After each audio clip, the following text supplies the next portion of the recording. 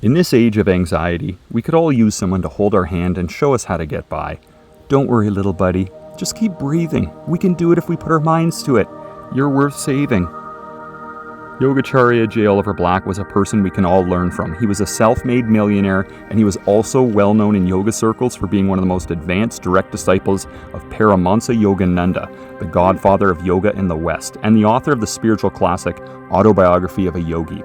And among all of the thousands of students and disciples Yogananda had around the world, he mentioned that Mr. Black was his second most advanced disciple after his spiritual successor James Lin. Eventually, Yogananda would give him the title of Yogacharya, which basically means yoga teacher. Yogacharya followed an age-old Indian yogi practice of taking people into the forest, away from worldly distractions, so that he could impart them with life-changing wisdom.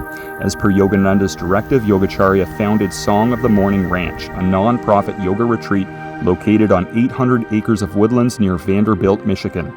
It's a place of natural beauty, peaceful vibes, group meditations, yoga classes, retreats, and profound spiritual refreshment and relaxation. It's a place to get away from the cement mixer of the city life for the exclusive purpose of being recharged by the infinite. If you went to the ranch and you were feeling lonely or downhearted, a solitary walk on the grounds might feature some wildlife that would look you in the eyes as if to remind you that you're not alone. And truly, we are never alone. Thankfully, there are always more evolved beings that will accept us the way we are and help us however we let them. Yogacharya J. is one such being. He lived his life to teach others how to live their lives more successfully, showing all the opportunities they could take next for the sake of their spiritual development. And he can still help us today. Here's 5 bits of wisdom applied from his teachings. Here's a tip that can wake you up in the morning and give you a healthy boost to start your day. Salt water is a natural, inexpensive cleanser, and Yogacharya called it the single most important thing you can do for your health.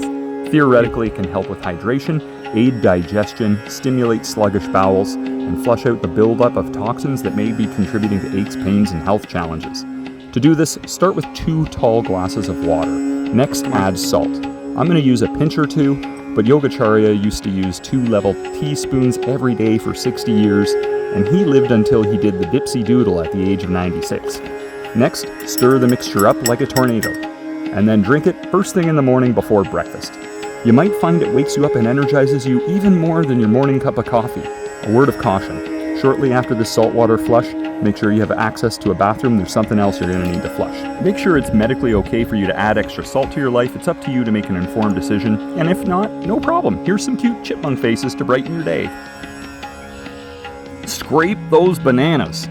This is a funny bit of health advice. Yogacharya taught that the banana was one of the most perfect foods, but he advised to scrape the bananas. The theory goes that the outside of the banana and the inside of the banana peel has a mild toxin that's intended to repel harmful insects. So for the most health benefit, it's recommended to scrape it off before eating.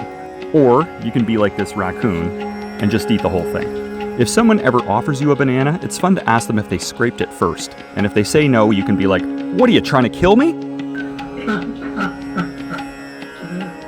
Now, maybe you've decided you're still here, you're still alive, you never scraped your bananas before, and nobody's going to make you do it now. You're going to risk it. That's fine. Some people like to live dangerously. You're still a good person, and out of respect, this chipmunk face is for you. Your breath holds your body and spirit together. You can escape into eternal freedom if you slow your breath. This is one of the more advanced teachings of Yogacharya. As the visionaries and mystics would say, if you slow your breath and put your mind and consciousness on a location, you can go there just as if you went with your physical body. Don't think you're just muscles, bones, and skin. The body is like a light bulb. Our true selves are like the electricity. It is a changeless awareness that illuminates the body bulb. And our conscious awareness can exist in many different realities. We exist in the wakeful state, the deep meditative state, the unborn state, the afterlife, and we exist in the dream state reality. Our mistake is that we strongly identify with whatever state of reality we're in and think this is all there is. So what leaves our body at the time of death? Yogacharya says it has to be something without physical shape or form. You could call it a body of light, and here's the cool part. He says you can learn to travel with it. Great spiritual adventures await when we calm the mind, slow the breath, and meditate. Come on. You can ask any question you want, and the answer is within you. Yogacharya says you can merge individual consciousness into universal consciousness. To do this, be still and peaceful, and if you can train yourself to relax sufficiently, you can contact the cosmic mind. It knows everything from the beginning of time and before that too. Deeply concentrate with your focus on the right ear, and the infinite consciousness can give you the answer you're looking for. You'll see it in a vision or hear a voice within, just like the mystics and prophets have. It's an experience of ask and you shall receive. So let's practice being still and meditating so we can hear the wisdom of the indwelling presence. It's our guide, our helper, and our advisor. Do you know about the unlimited powers inside us that are waiting to be realized? Yogacharya says divine power is the power behind our power. It's the power that brought the universe into being. It's the power which keeps the planets in orbit. And it's the power that governs the cycles of birth, growth, and transformation in all things. We can choose to declare our oneness with that power. Yogacharya says that so long as we work to please God, all cosmic forces will assist us. When God is working with us, all of our abilities increase in power. Divine will can change the course of destiny, wake the dead, cast mountains into the sea, and create new solar systems. Because we can't see across all space and time, we can't truly know what's best for us right now. So our self-will tends to be guided by limited understanding, whereas divine will is that which is best for us from a place of total truth and love. Divine will is what we'd probably want for ourselves if we had a greater understanding. So instead of praying, I want this and I want that, we can have faith God knows best, and we can decide to ask God to use us for divine will, no matter what it is, and no matter where it takes us. We can ask for clarity and guidance on what to do next, and we can ask for the strength and courage to carry it out.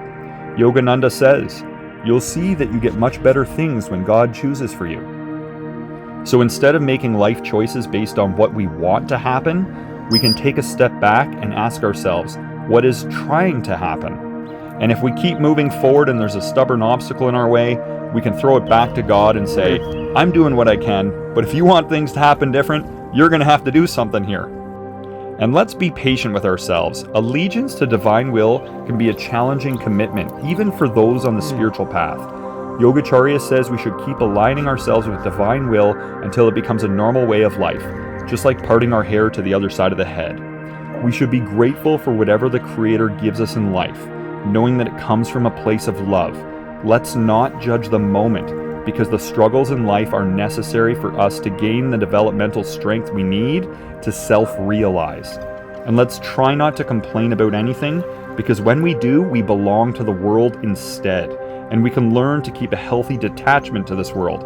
It can be so overrated. As Yogananda says, this is the insane asylum of the universe. This reality is not the ultimate reality. This is not the place for us to lay down our dreams of perfection, because everything here falls apart, turns to dust, or goes away like a passing dream. But while we're here, we can access greater courage and determination by reminding ourselves of a greater reality than this one, just as Jesus did when he said, "My kingdom is not of this world." Yogacharya says that we can become fearless if we keep our consciousness on God. No matter what is happening in life, no matter how bad it is, we can ask ourselves, is there a creator? Is the creator loving? Is the creator intelligent? Then won't the creator take care of its creation? We just have to accept that everything doesn't have to go the way we think it should. The ways of God are mysterious, but that adds to the excitement. If it were obvious and predictable, it wouldn't say much for the skill of the divine producer in this cosmic play. We are all on a journey from ignorance to understanding in all things. How will you best prepare for the road ahead? As we deepen our understanding, we may decide that allegiance to divine will is a better way of traveling. We develop our greatest powers to live greatly and love greatly when we align with the divine. Yogacharya's legacy continues through books, videos, audio, people he's inspired, and through Song of the Morning Ranch, which is still in operation today. Yogananda says, environment is stronger than willpower. Sometimes we need help getting unstuck, and putting ourselves in the right environment can help us make that breakthrough. Yogacharya says that if you stay at Song of the Morning Ranch for 7 days, you'll never be the same.